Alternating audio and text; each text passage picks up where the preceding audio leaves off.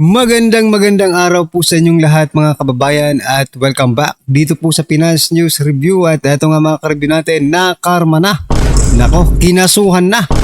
Anti-Claire, Boying, bumaliktad na. Ayan, patungkol po riyan ang ating alamin at bibigyan ng reaksyon sa video ito.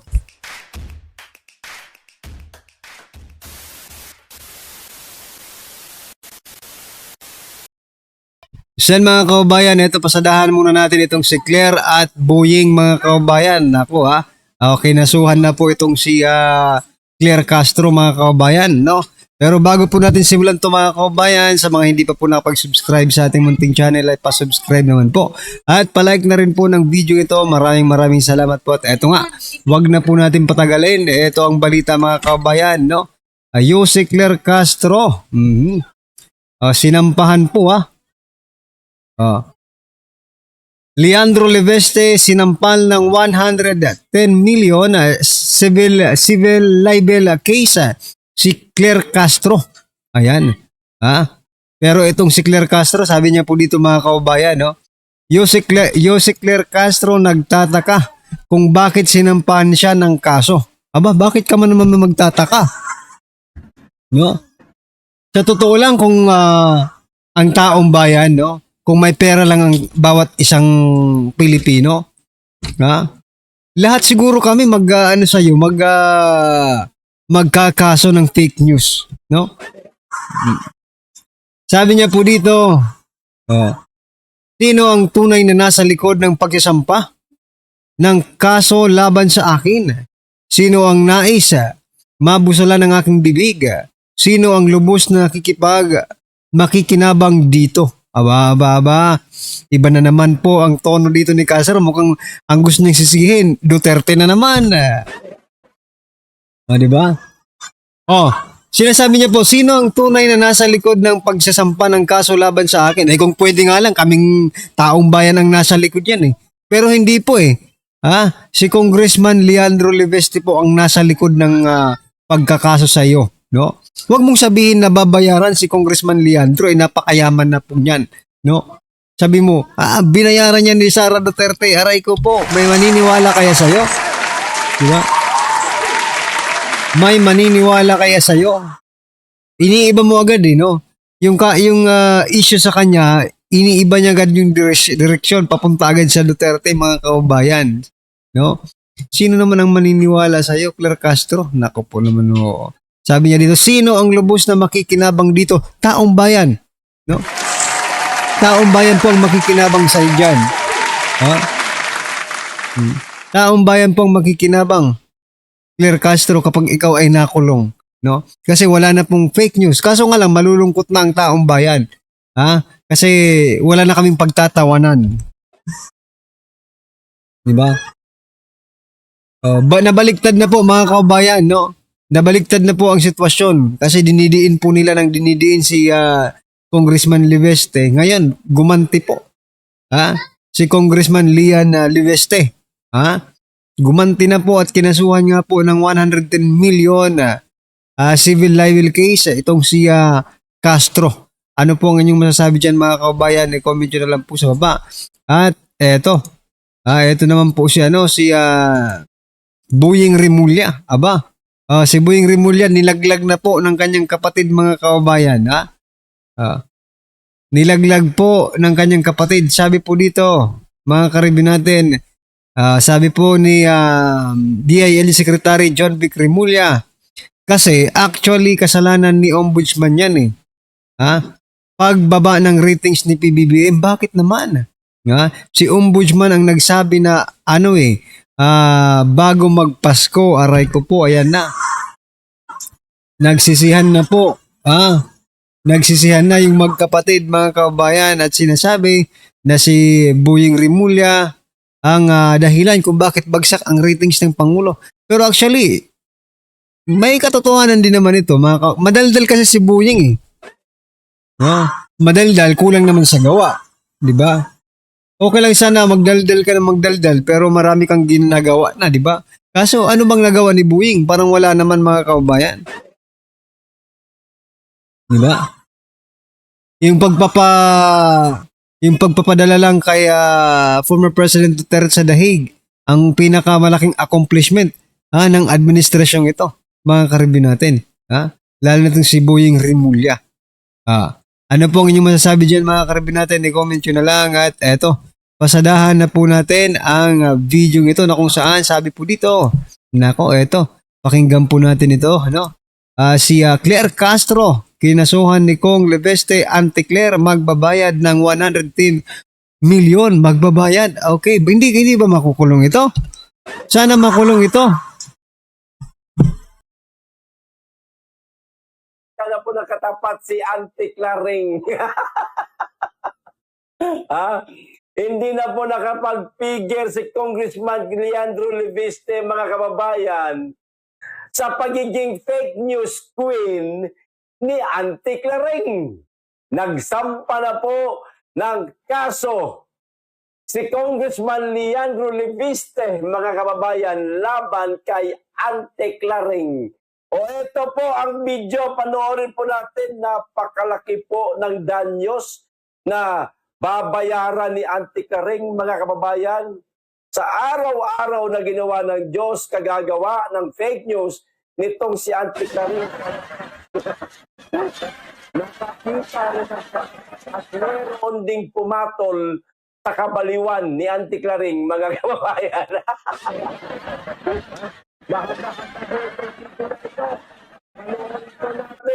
Sinungkit ko po ito, mga kababayan, mismo sa social media account o Facebook page ni Congressman Leandro Leviste. Panoorin po natin. Pero bago ko po simulan, magkikisuyo po muna sa mga hindi pa po nakasubscribe. Baka naman. Yung video para malaman ng ating mga kababayan ang ganap sa ating bayan, lalong-lalo na kay Clarisang Palengkera. O ito na, panoorin.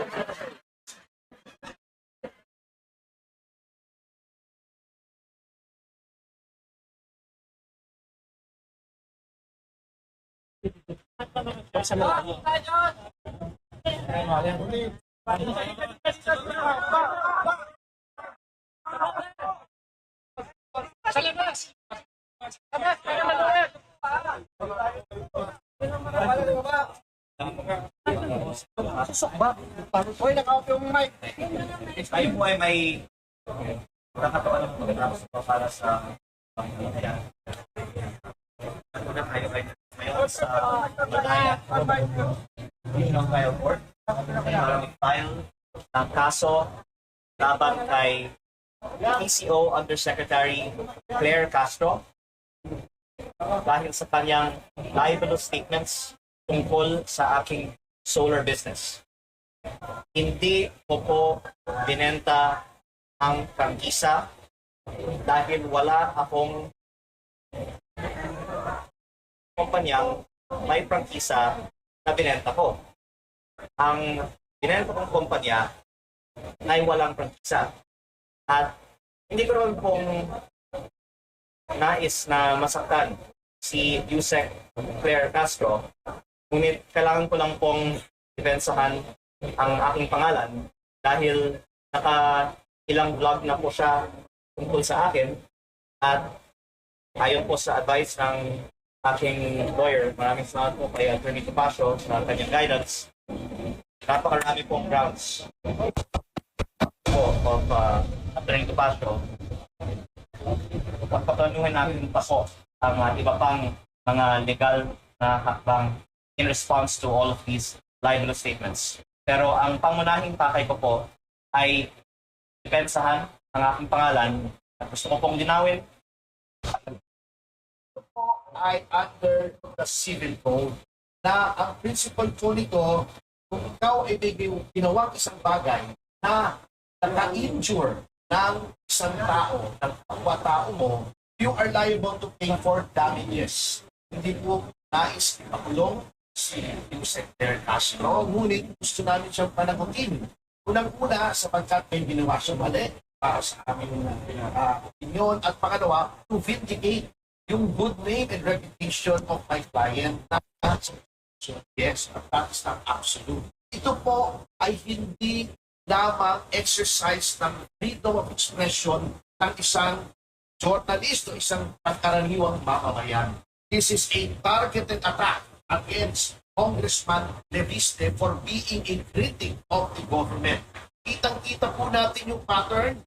Inumpisan po ni Ombudsman Boyeng Remulla na alam po naman natin na utang niya ang kanyang pagiging ombudsman sa pamimilipid at pagbabraso ng Malacanang. Nilabas yung maling issue na pinenta daw yung prangkisa at sinundan niya ito bilang spokesman ng presidente. This is a directed and targeted attack to destroy the reputation of a legitimate government critic na nakakasakit na ang kanyang mga expose laban sa Pangulo in the exercise of his duties as an elected public official at miyembro ng lehislatura na ang role po, ang primary role ng lehislatura in making laws is to safeguard public funds. Ginagampanan lamang po ni Congressman Leviste ang kanyang role to safeguard public funds sa pamumurakot dahil po dyan siya ay siniraan. Hindi na po exercise siya ng freedom of expression. That is a malicious act. Pwede na lang tayo. Yes. Para makapag-file na kayo. So, Pwede na lang tayo. gusto ko lang pong linawin na we'll have more time. Yes. Pero ang nice ko lang pong linawin ay nothing personal against anyone in government. Ayaw ko pong masaktan si Yusek Claire Castro at hindi ko po din kaaway ang administrasyon. Sila po ay nagpahayag tungkol sa akin, kaya ngayon po ako po ay sumasagot. At kaya po hindi namin ngayong araw sinasampahan kay Yusek Claire Castro ang isang criminal case dahil sa tingin ko mananalo tayo pero maawa naman po ako kay Yusek Claire Castro kung siya po ay agad makulong. Sa tingin ko po ang ating unang hakbang ay isang civil case. At ito po ay for 110 million pesos in damages na sa tingin natin po we will win po this case. Maraming salamat. Thank you. Estimate po niya. Estimate. Solar panels.